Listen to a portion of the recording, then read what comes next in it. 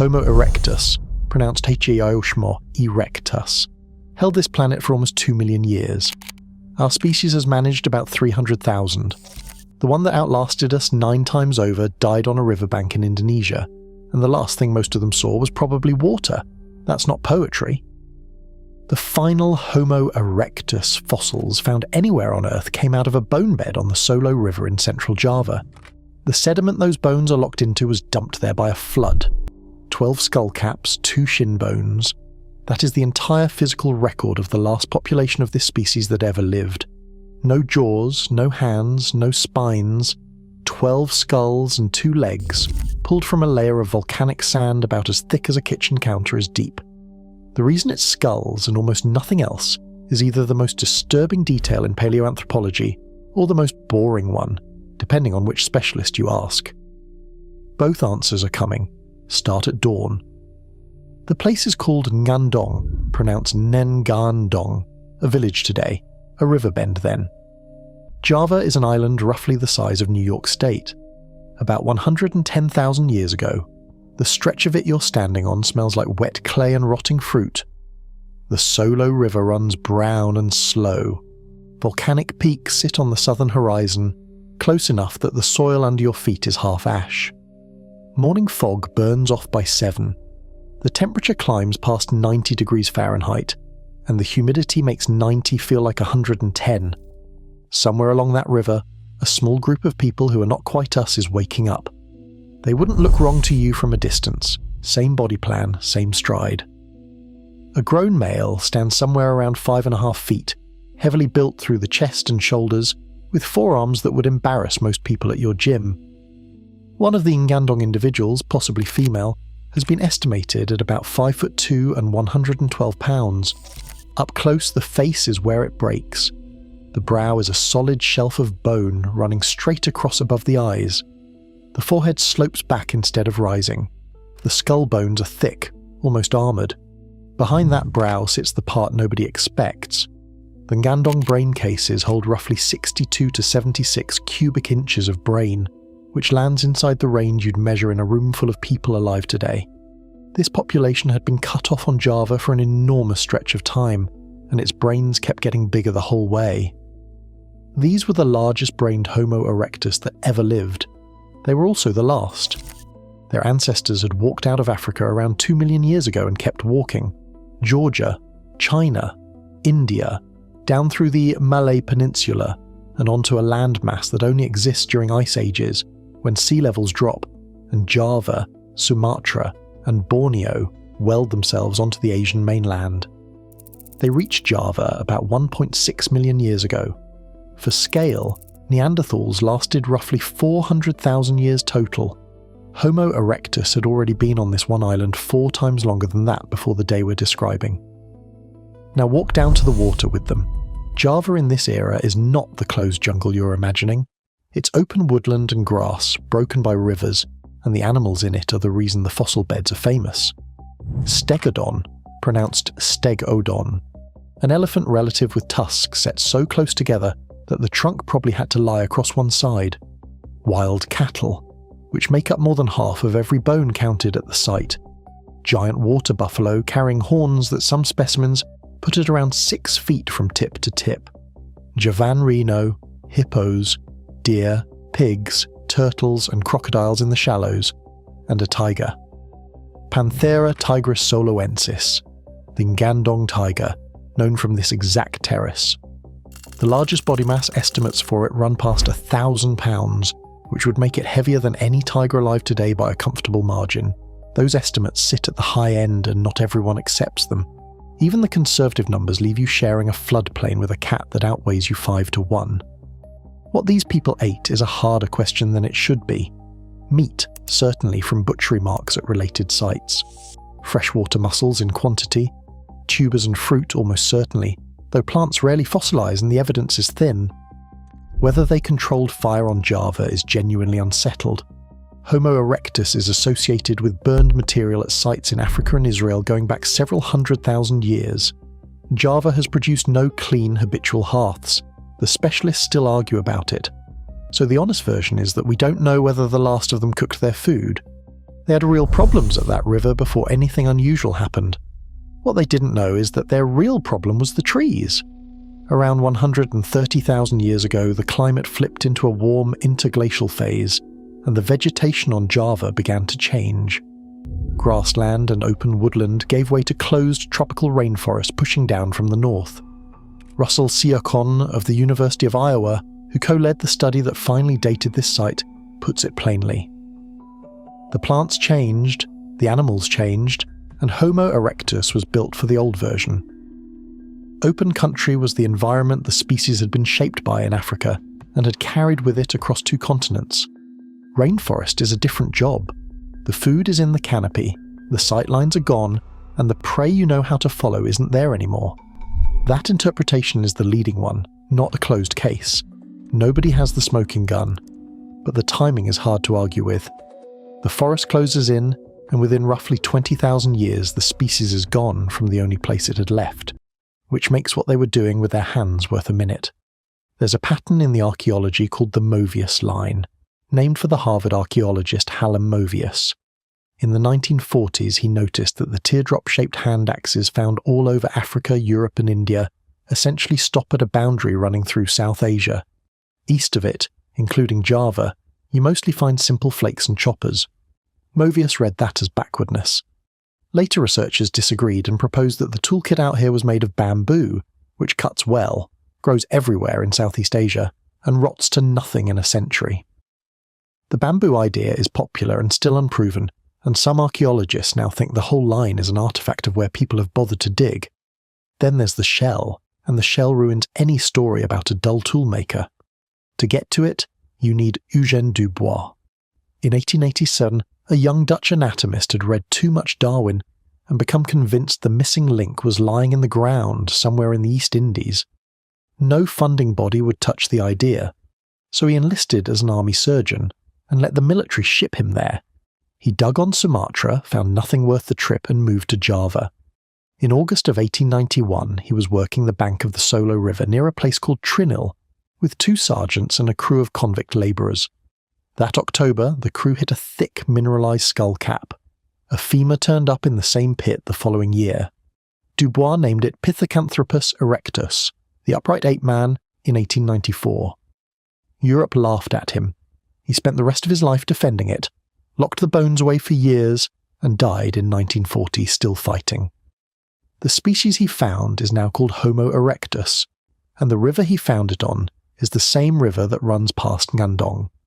Dubois also shipped home crates of fossil shells from Trinil, which sat in a Dutch museum for over a century. In 2007, a graduate student examining them under angled light found a zigzag scratched into one of them. Deliberate. Cut in a single session with a sharp point by a hand that knew what it was doing. The shell dates to somewhere between 430,000 and 540,000 years old. Before it turned up, the oldest known engraving on Earth was about 100,000 years old and made by us. Other shells in the same collection had been drilled through at precisely the point where the muscle holds the shell shut. That's not luck. That's somebody who understood muscle anatomy and passed the trick along, back to the river and to the last day. What follows is reconstruction. Nobody watched this happen. The evidence is the sediment itself, and it points hard in one direction. The bone bed at Ngandong holds around 25,000 vertebrate fossils, crammed into a layer a couple of feet thick. The bones are broken and jumbled, mixed sizes, mixed species, almost no complete skeletons. There are no meaningful tooth marks on them, which rules out predators piling them up, and the sand and gravel packed around them didn't come from the local bedrock. It came from an andesite volcano roughly 30 miles away. The leading model, worked out by O. Frank Huffman and colleagues, runs like this. Somewhere upstream, something concentrated an enormous number of large animals into one place, a drought that shrank the water down to a few holes, or an eruption that pushed everything ahead of it.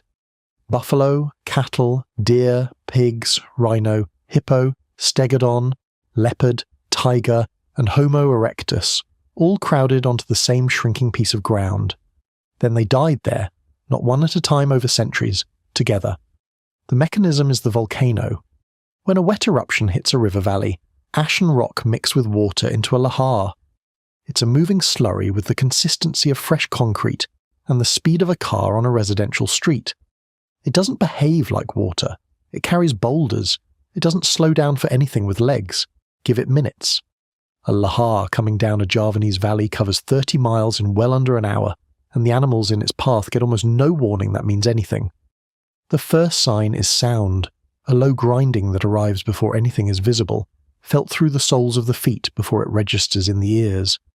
Birds go up off the water, then the river changes colour, grey pushing into brown, then the river changes shape, rising and thickening at the same time, and the smell arrives, sulphur and hot, wet ash. 90 seconds, maybe. That's the window between the sound and the front. Call it 22 hours of an ordinary day, then 2 minutes that end a species' presence in the fossil record. Nothing in the sediment suggests any of them saw it coming. You could sprint, it wouldn't matter. Uphill is the only direction that works, and on a floodplain there is no uphill inside the time you have. The front of a lahar is not a wave you get knocked down by and surface from. It's a wall of hot mud and rock moving at highway speeds, and it doesn't let go. The flow scoops up the dead and the dying along with the carcasses already rotting on the banks. It grinds them against gravel for miles. It keeps going until the valley pinches in near what is now Ngandong. There the current slows and everything it was carrying drops out at once. Bodies, bones, ash, cobbles, and at least 11 individuals of the last human species that wasn't us, laid down in a single sheet of sediment. That sheet is now a terrace sitting about 65 feet above the modern Solo River. The river has spent 100,000 years cutting down past it. Which brings us back to the skulls. For decades, the leading explanation for 12 skullcaps with no faces and no jaws was violence. Franz Weidenreich, one of the giants of 20th century human origins research, noted that the skull bases were broken open. He floated the idea that these were trophies, heads taken, brains eaten. That hypothesis has survived in popular accounts for 80 years, and it is genuinely creepy. The current reading is duller and better supported. Put a mixed pile of bones into a violent slurry and the pieces don't travel equally. A skullcap is a dense, round, tough object. It rolls like a cobble and it survives. Ribs snap, vertebrae scatter, faces and jaws, full of thin bone and hollow spaces, are among the first things to shatter. What arrives at the end of a 30-mile ride is the hardest, roundest part, which is exactly what the Dutch surveyors dug out of that terrace between 1931 and 1933. The disturbing answer was wrong. The boring answer is worse in its own way because it means there was no ritual, no meaning, no enemy. Just moving ground. While we're throwing out bad explanations, kill the volcano you've probably already thought of. Toba, on Sumatra, is the largest eruption Earth has seen in over 2 million years, and for a long time it was a popular candidate for finishing these people off. Toba blew about 74,000 years ago. Ngandung dates to between 117,000 and 108,000. Homo erectus had been gone for more than 30,000 years before Toba ever went up. Wrong volcano, wrong era, and the smaller local eruption that actually buried them doesn't even have a name. Those dates took 90 years and a long argument to pin down. The Dutch teams under Willem Oppernorth, Karel ter Haar, and Ralph von Koenigswald pulled the fossils out in the early 30s. Then the Depression, a world war and a war of independence rolled over the research. Published estimates range from over 500,000 years old to as young as 27,000. That young end, published in the journal Science in 1996, implied Homo erectus had still been alive when modern humans reached Indonesia. It would have been one of the biggest results in the field. In 2008 and 2010, a team including Jan Rizal, Yadi Zaim, Kira Westerway, and Chiochon went back to Ngandong carrying the original Dutch field notes. They relocated the exact bone bed and re-excavated it. They dated 867 animal fossil fragments from that layer, plus the terraces above and below it, plus cave formations across the whole river system. 52 new ages, run through statistical modelling. The answer came back between 117,000 and 108,000 years ago. Chiochon is careful about what that number means. The team didn't date an extinction, they dated a last occurrence.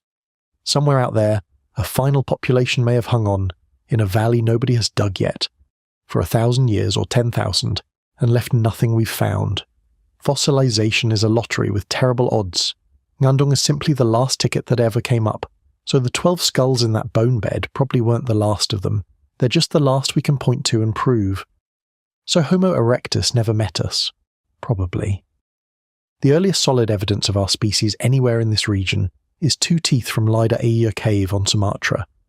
They date between 73,000 and 63,000 years ago. That's a gap of 35,000 years at minimum, and modern humans don't show up on Java itself until later still. 35,000 years is longer than the entire span between the cave paintings at Lascaux and this sentence. The two species missed each other by a margin that isn't close.